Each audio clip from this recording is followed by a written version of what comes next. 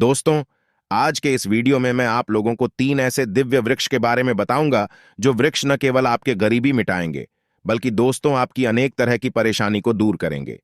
साथ ही साथ दोस्तों नवरात्रि के कुछ गुप्त जानकारी भी बताऊंगा, जिससे माता भगवती प्रसन्न होती है। तो दोस्तों, इस वर्ष की नवरात्रि पूरे 9 दिनों का रहने वाले है, और जिस वर्ष के नवरात्रि 9 दिनों को है, दोस्तों उस वर्ष में लोगों के ज्यादा से ज्यादा अध्यात्म उन्नति होती है। दोस्तों, उस वर्ष लोग ज्यादा से ज्यादा तरक्की करते हैं। तो दोस्तों, नवरात्रि के इस पवित्र अवसर पर इसे एक पेड़ के नीचे चुटकी भर सिंदूर चढ़ाने से आपके दोस्तों जन्म पुरानी गरीबी मिट जाएंगी। दोस्तों, अगर शादीशुदा महिला अगर इस वृक्ष के नीचे में चुटकी भर सिंदूर चढ़ाएं तो अखंड सौभाग्य की प्राप्ति होगा। दोस्तों, नवरात्रि को शक्ति प्रवाह कहाँ है, और ये मैं जानकारी आप लोगों को अपने कई वीडियो में बता चुका हूं। तो नवरात्रि के पूरे 9 दिनों तक माता नवदुर्गा जो है पृथ्वी लोक पर वास करती है। माता नवदुर्गा जो है छोटी कन्या, जो हमारे घर में जो छोटी कन्या होती है, जिनकी उम्र 9 वर्षों तक है, ऐसी कन्या के शरीर पर माता वास करती है। इसलिए नवरात्रि में भूल करके आप अपने घर की छोटी कन्याओं को मत मानना। दोस्तों, घर की छोटी कन्याओं को मानने से माता नवदुर्गा नाराज होती है। और हाँ, एक नवरात्रि में दिन की अपेक्षा रात्रि में माता नवदुर्गा की पूजा करने से माता दुर्गा जो है जल्दी प्रसन्न होती है। इस नवरात्रि में दिन की अपेक्षा जो है दोस्तों आप जो है रात्रिकालीन में पूजा करना। तो आज की इसमें महत्वपूर्ण जानकारी को बताऊंगा। इस जानकारी को बताने से पहले आप सभी लोगों से निवेदन है, कृपया इस वीडियो को एक बात ध्यान से पूरा जरूर देखना, आपको अनेकों लाभ मिलेंगे। साथ ही साथ दोस्तों, अभी तक आपने हमारे चैनल एस्ट्रो सच को सब्सक्राइब नहीं किए हैं तो चैनल को सब्सक्राइब कर लेना और बने बेल के आइकॉन को प्रेस कर लेना, ताकि हमारे आने वाले इस तरह के नॉलेज वाले वीडियो आपको मिस ना हो। और दोस्तों, कमेंट बॉक्स में जय माता दी लिखना ना भूलना। जो भी भक्त कमेंट बॉक्स में जय माता दी लिखेंगे, माता रानी से प्रार्थना करेंगे कि माता रानी उनकी मनोकामना शीघ्र पूर्ण करें। दोस्तों, पिछले वर्ष की वीडियो में हमने अपने इस चैनल में अनेक जानकारी आप लोगों को बताए थे, जिस जानकारी से बहुत सारे लोगों को लाभ मिले और लोगों की गरीबी भी मिलते थे, लंबे समय से रुके मनोकामना पूर्ण हुए थे। दोस्तों, नवरात्रि में पेड़ पौधे पर देवी देवता वास करते हैं, क्योंकि वृक्षों को ईश्वर का स्वरूप कहा जाता है। भगवान श्री कृष्ण ने भी गीता में अपने आप को पीपल का वृक्ष बताया है। दोस्तों, 3 ऐसे दुर्लभ वृक्ष के बारे में आज की इस वीडियो में बताऊंगा, जिस वृक्ष पर मां जगदंबा साक्षात नवरात्रि में वास करते हैं। इसलिए इस वृक्ष की जड़ों पर सिंदूर चढ़ाने से माता नवदुर्गा माता भगवती तत्काल प्रसन्न होती है। अगर जिनके पति बीमार हो, ऐसे महिला अगर इन वृक्ष की जड़ पर सिंदूर चढ़ाएं तो उनके पति अति शीघ्र स्वस्थ होकर के दीर्घायु हो जाएगा। और जो व्यक्ति मनोकामना बोलकर के इस पेड़ के नीचे सिंदूर चढ़ाएगा, उन मनोकामना जरूर पूर्ण होगा, इसमें संदेह बिल्कुल नहीं है। दोस्तों, नवरात्रि ही एकमात्र ऐसा समय होता है जिस समय किए गए उपाय जिस समय किए गए के कभी भी फल नहीं जाता और कम ही समय में अपना पूर्ण रूप से प्रभाव दिखाता है। तो दोस्तों, जिस दिन वृक्ष के बारे में मैं आप लोगों को बताने जा रहा हूं, इस परीक्षा के नाम इस तरह है, और यह वृक्ष आपके घरों के आसपास में बहुत ही आसानी से मिल जाएंगे। इस वृक्ष को की कोई जरूरत नहीं है, सभी व्यक्ति के घरों के आसपास में प्रायः यह वृक्षा मिल जाते हैं। तो इसमें वृक्ष के नाम बताऊंगा, इनके महिमा बताऊंगा कि नवरात्रि के समय में वास्तव में इन वृक्ष की पूजा क्यों करें, इसके चलते कैसे हम सिंदूर चढ़ाएं के समय सिंदूर चढ़ाना चाहिए, दिन में चढ़ाएं, रात में चढ़ाएं, संध्या काल के समय चढ़ाएं, और चढ़ाने का नियम क्या है। सारे जानकारी को पाने के लिए वीडियो को ध्यान से सुनना है, और इस वीडियो को आधे अधूरे छोड़ करके नहीं जा ने आधे अधूरे ज्ञान व का विनाश का कारण होते हैं। आधे अधूरे ज्ञान को प्राप्त करने से पाप भी लगते हैं, इसलिए वीडियो को पूरा देखना है। प्रथम वृक्ष दोस्तों, शमी के वृक्ष। दोस्तों, शमी के वृक्ष को माता के ही स्वरूप समझा जाता है। आपने देखा होगा, कई लोग मन्नत मांग करके शमी के वृक्ष पर नारियल और चुनरी बांधे हुए होते हैं। दोस्तों, पूरे नवरात्रि के 9 दिन तक माता दुर्गा जी है, माता भगवती जी है, शमी के वृक्ष प्रवास करते हैं। वैसे शमी के वृक्ष माता से ही उत्पन्न हुए हैं, तो शमी के वृक्ष जो है मन को शांत और शीतलता प्रदान करने वाला कह गए हमारे शास्त्रों में। चलिए इसके मैं कुछ प्रमाण बता दूं। तो दोस्तों, शमी के वृक्ष की पूजा आज से नहीं बल्कि प्राचीन काल से ही लोग करते आ रहे हैं। त्रेता युग में प्रभु राम ने रावण के वध करने से पूर्व शमी वृक्ष की पूजा किया था, और जिसके फलस्वरूप भगवान राम जी रावण को मार पाए थे। और द्वापर युग में पांडव वनवास के समय अपना हथियार शमी वृक्ष पर ही छुपाया था। और दोस्तों, महाभारत युद्ध से पूर्व पांचों भाई पांडव ने शमी वृक्ष की पूजा किया था, जिसके फलस्वरूप गौरव कुमार पाए थे और महाभारत युद्ध में विजय प्राप्त किया था। दोस्तों, शमी के वृक्ष कोई साधारण वृक्ष ने माता के ही स्वरूप है। दोस्तों, ज्योतिष शास्त्र में यह भी कहा जाता है कि अगर नवरात्रि में केवल एक शमी के पत्ते माता दुर्गा जी को चढ़ा दे तो बिना व्रत बिना पूजा पाठ किया नवरात्रि की पूजा का पूर्ण फल मिल जाता है।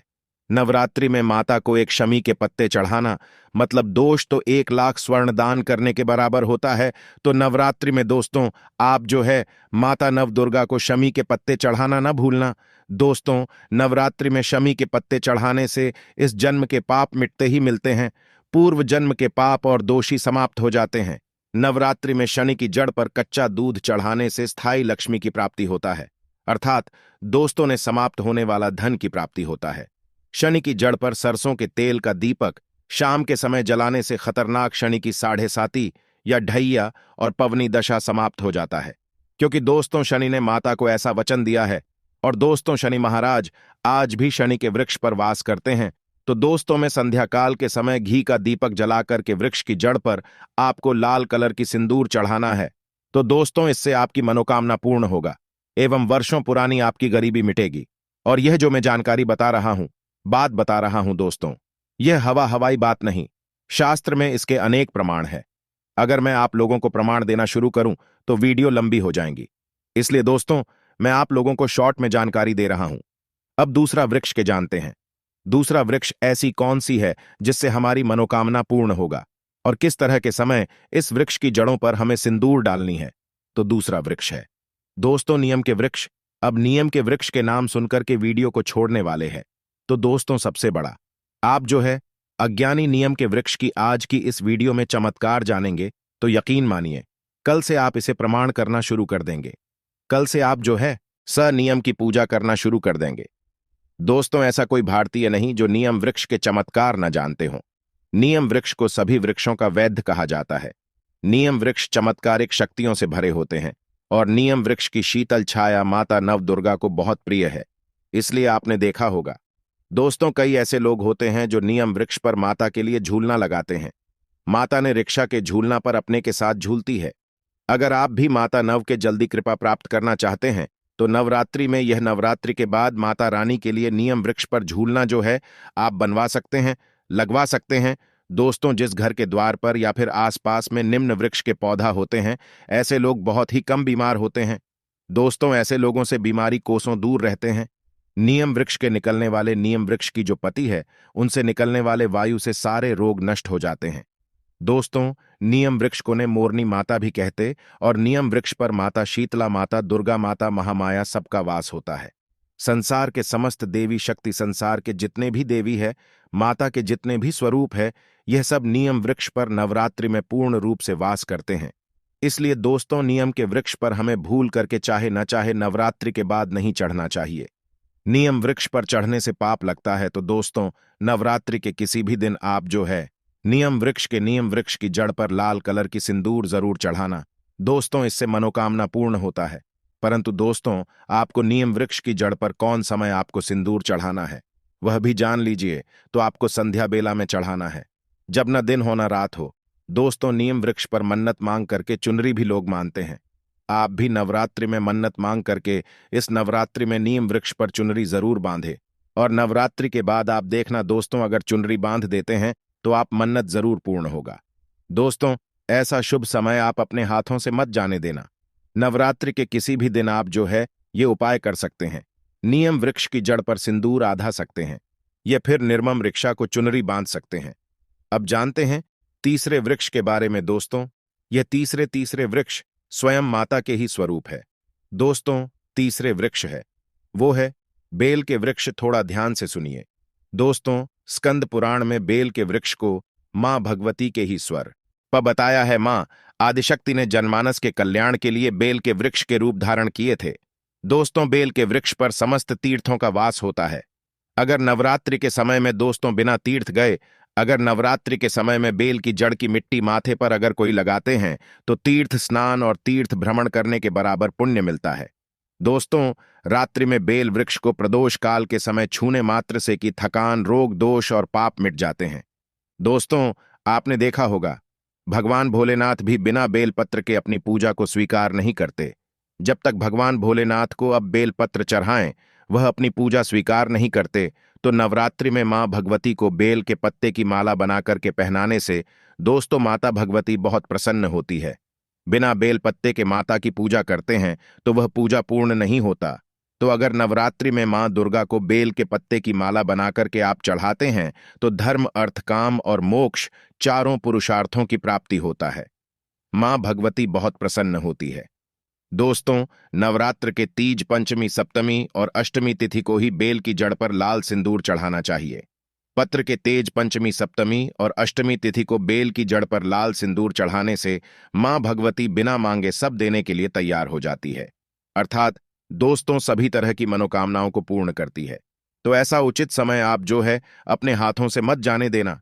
दोस्तों, इस वर्ष के नवरात्रि का भरपूर लाभ उठाना। और हां, हमने 3 वृक्ष के बारे में बताएं।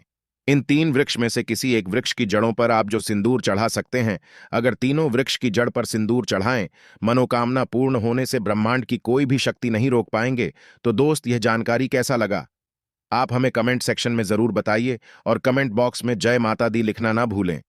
इस वीडियो को आगे शेयर करना ना भूलना। जो भी भक्त इस वीडियो को आगे शेयर करेंगे, उनके मनोकामना माता भगवती जरूर पूर्ण करेगा। तो दोस्तों, आज की जानकारी बस इतना ही। दोस्तों, वीडियो को आखिरी तक देखने के लिए आप सब मित्रों का, आप सभी दर्शकों का बहुत बहुत धन्यवाद।